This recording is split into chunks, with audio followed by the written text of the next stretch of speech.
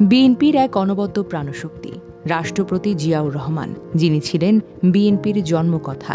বিএনপির সৃষ্টি লগ্ন থেকে শুরু হয়েছে যার হাত ধরে, যার ভাষণ, হুঙ্কার, বক্তব্য সবকিছুই ছিল ইতিহাসে স্বর্ণাক্ষরে লিখিত। স্বাধীনতা যুদ্ধের এক অগ্রগণ্য সেনা নায়ক তিনি।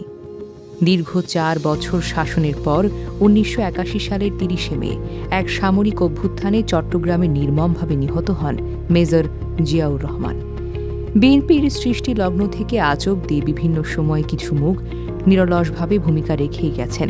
তাদের ভেতরে একজন হলেন নিউ ইংল্যান্ড বিএনপি বস্টনের প্রতিষ্ঠাতা ও জেড টিভির চেয়ারম্যান সোহরাব এইচ খান। বিএনপির আপদে বিপদে যে কোনো সময় সোচ্চারভাবে সহযোগিতা করেছেন তিনি।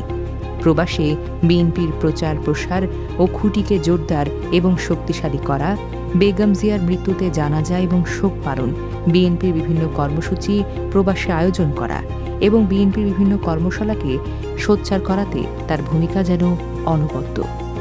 সম্প্রতি বিএনপির স্থপতি মেজর জিয়াউর রহমানের মৃত্যুবার্ষিকী উপলক্ষে তিনি গভীরভাবে শোক প্রকাশ করেছেন, জানিয়েছেন বিনম্র শ্রদ্ধা ও ভালোবাসা। বাংলাদেশের সাবেক রাষ্ট্রপতি ও সেনাপ্রধান বিএনপির প্রতিটি মানুষের হৃদয়ে অবস্থান করবেন চিরকাল।